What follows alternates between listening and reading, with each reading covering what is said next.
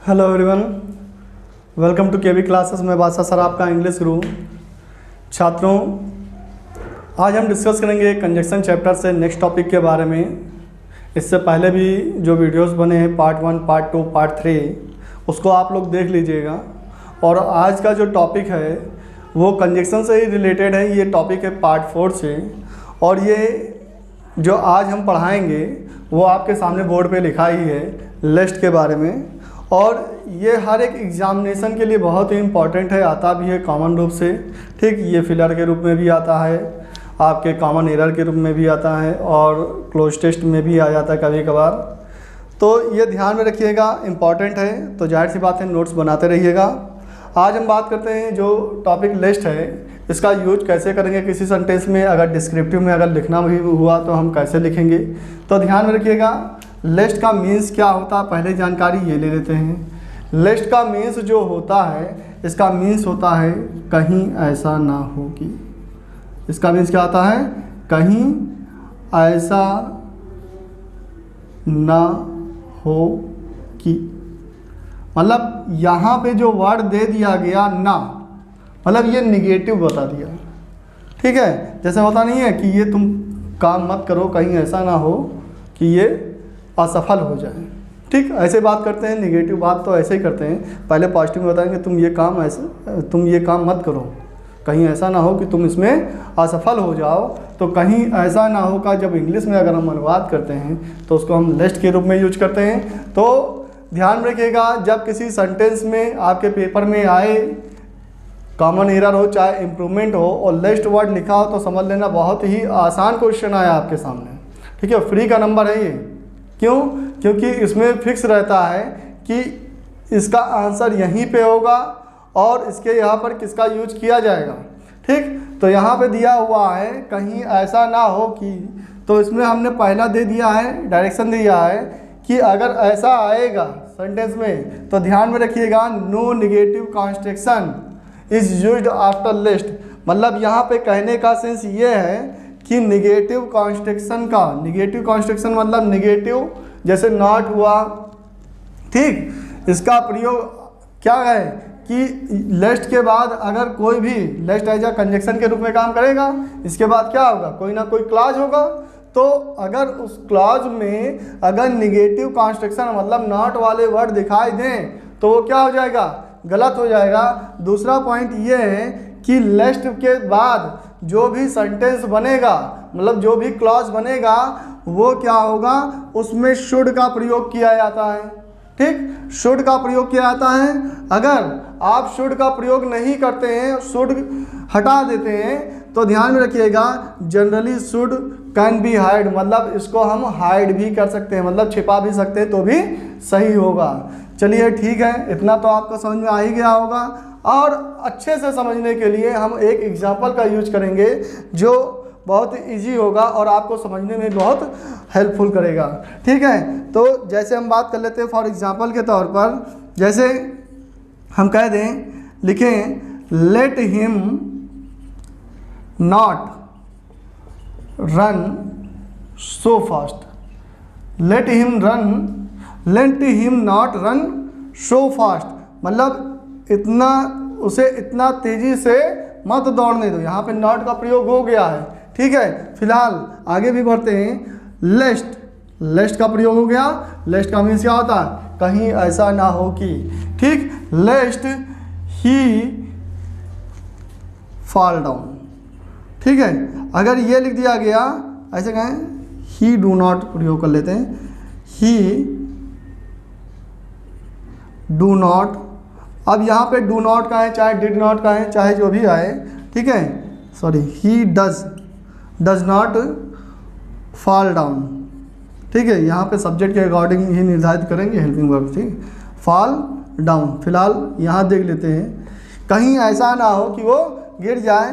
तो यहाँ पे जो प्रयोग किया गया है नॉट, क्या प्रयोग किया गया है, नॉट का प्रयोग किया गया है। अब जब नॉट का प्रयोग किया गया है, ये ध्यान रखिएगा, हमने क्या कहा, no negative construction is used after lest, मतलब लिस्ट के बाद जो क्लॉज बनेगा उसमें अगर निगेटिव कॉन्स्ट्रक्शन आ गया तो ध्यान में रखिएगा वो क्या होगा, गलत होगा। ठीक है, इनके साथ निगेटिव कॉन्स्ट्रक्शन का यूज नहीं कर सकते हैं। अगर सही करना होगा तो ध्यान में रखिएगा हम प्रयोग क्या करेंगे, लेस्ट के बाद किसका प्रयोग करेंगे, शुड का प्रयोग करेंगे। मतलब लेस्ट के बाद कोई भी क्लॉज आएगा तो वो किसका प्रयोग करेंगे, शुड का प्रयोग करके ही हम यूज करेंगे। तो क्या सही होगा, अगर सही करेंगे तो क्या कर देंगे, late him not run so fast लेस्ट। ठीक, फिर इसके बाद क्या करेंगे, ही, और यहाँ पे क्या कर देंगे, शुड का प्रयोग करेंगे, शुड फॉल डाउन, ये प्रयोग करेंगे। अब ये क्या हो गया, सही हो गया। ठीक है, अब आपके दिमाग में चल रहा होगा कि सर यहाँ पे नॉट का प्रयोग हुआ, यहाँ पे नॉट का प्रयोग कर लिए, यहाँ कैसे सही हो सकता है। तो ध्यान में रखिएगा रूल हमारा यही कहता है कि लेस्ट के बाद जो क्लॉज बनेगा उसमें निगेटिव कॉन्स्ट्रक्शन नहीं आना चाहिए। ठीक है, लेस्ट के पहले अगर नॉट का प्रयोग अगर हो रहा है, ठीक है, उस कॉन्स्ट्रक्शन में अगर नॉट का प्रयोग हो रहा है तब तो वो सही हो जाएगा, लेकिन लेस्ट के बाद वाले कॉन्स्ट्रक्शन में अगर नॉट का प्रयोग कर देंगे तो गलत हो जाएगा। मतलब ये आपका क्या हो गया, सही हो गया। ठीक, अब एरर्स यहाँ पे एक बता दिए। सर अब आप दिमाग में ये सोच रहे होंगे कि और किस रूप में एरर्स आते हैं, तो पहले इसको नोट करिए फिलहाल, फिर उसके बाद हम बताते हैं कि और एरर्स कहाँ से आते हैं। चलिए नोट करिए जल्दी इसको। ठीक, नोट कर लीजिए जल्दी।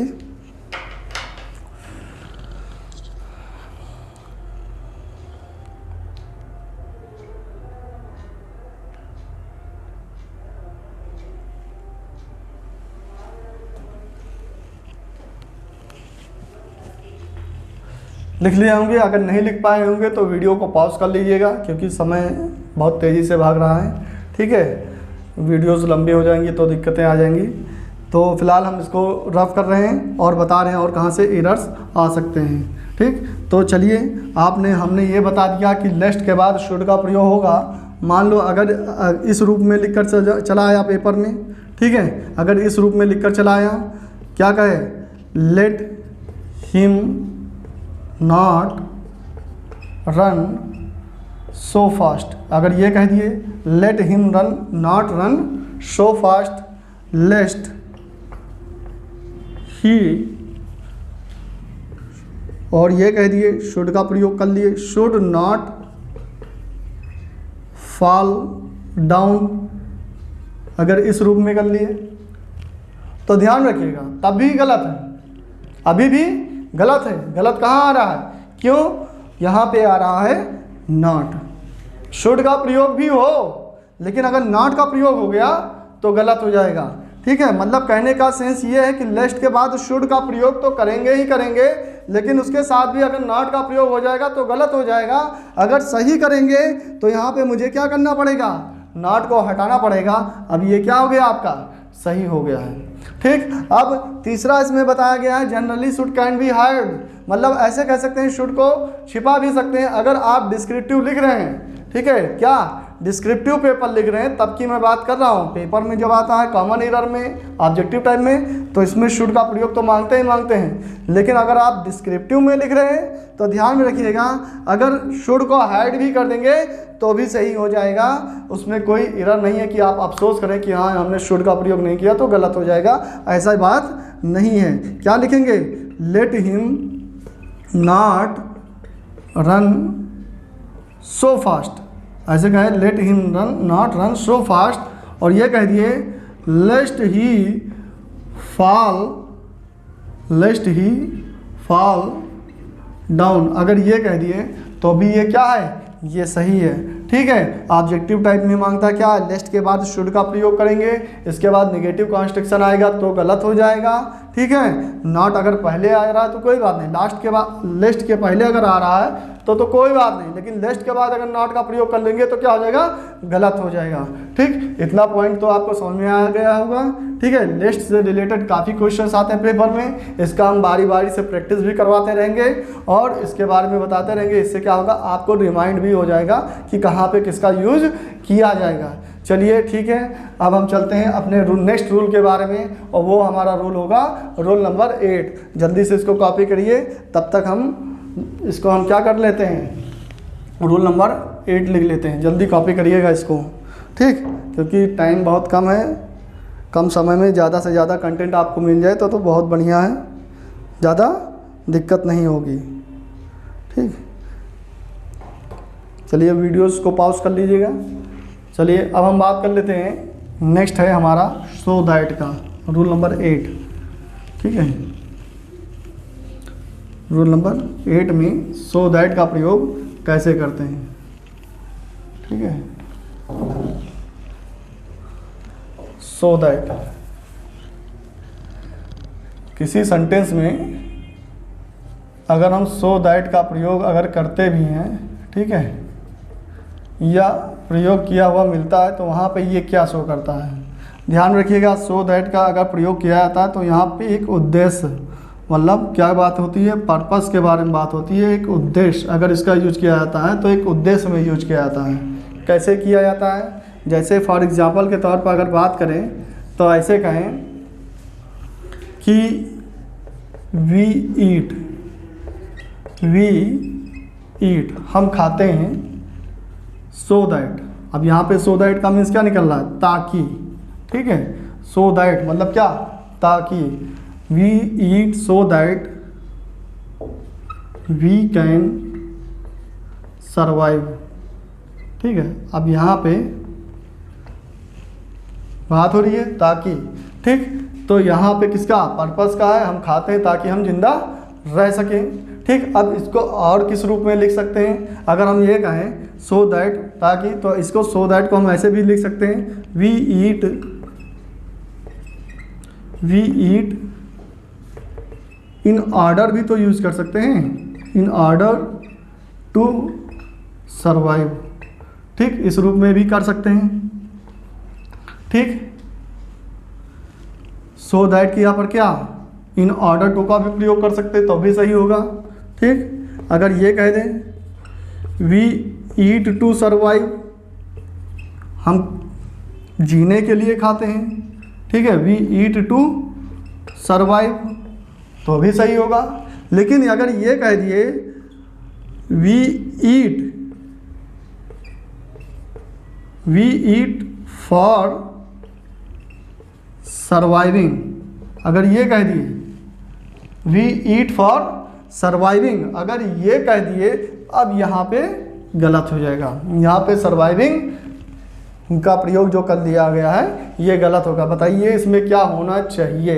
अब आप बताएंगे, इसके बाद हम बताएंगे कि आखिर गलत हुआ है तो सही इसका क्या होगा, क्योंकि ये पॉइंट तो हमने बता दिया, ये भी सही है, ये भी सही है और ये भी सही है। इसके बारे में आप बताइए, आपके लिए 1 मिनट है लमसम में। अपना कमेंट बॉक्स में अगर देना चाहते हैं आंसर तो उसमें कमेंट बॉक्स में आप दे सकते हैं। ठीक है, जल्दी करिएगा, जल्दी करिएगा इसको। ठीक, ध्यान में रखिएगा।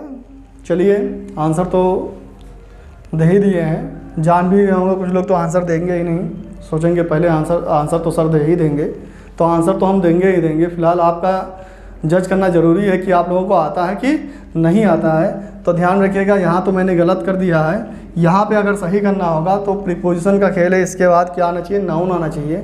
ठीक, बताएंगे प्रीपोजिशन के बारे में भी, आखिर क्या है प्रीपोजिशन का काम क्या होता है। तो यहाँ पे जो होगा वो होगा वी ईट फॉर सर्वाइवल। क्या होगा, वी ईट फॉर सर्वाइवल, यही होगा। ठीक है, तो ध्यान में रखिएगा कि इनका जो प्रयोग करेंगे, फॉर के बाद अगर सर्वाइविंग आ जाएगा तो क्या हो जाएगा, गलत हो जाएगा। तो ये पॉइंट आपको पता ही लग गया है कि हम किस किस रूप में सो दैट का प्रयोग कर सकते हैं, इन ऑर्डर टू का भी प्रयोग कर सकते हैं और टू का भी प्रयोग कर सकते हैं। दूसरी बात ये बता दिए थे कि सो दैट का प्रयोग किस में करते हैं, पर्पस के लिए करते हैं। ठीक, इतना तो पॉइंट समझ में आ ही गया होगा। ये था हमारा रूल नंबर 8। और भी हैं जो इससे रिलेटेड हैं कंजक्शन से। फिलहाल आज आपने जो पढ़ा है वो पार्ट 4 था। ठीक, सेक्शन बनते जाएंगे। और ये मत सोचिएगा कि हाँ कंटेंट बहुत ज़्यादा बढ़ रहा है, पता नहीं कितना पढ़ना पड़ेगा।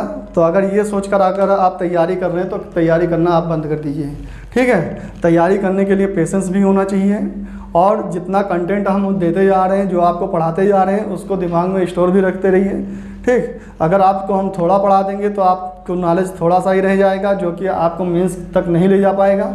तो अगर आप एसएससी का मेंस भी देखना चाह रहे हैं तो आप एक नोट्स बनाते रहिएगा और कॉपी में लिखते भी रहिएगा कि कौन सा कंटेंट सबसे ज़्यादा इम्पॉर्टेंट है और कैसे सॉल्व किया जाएगा।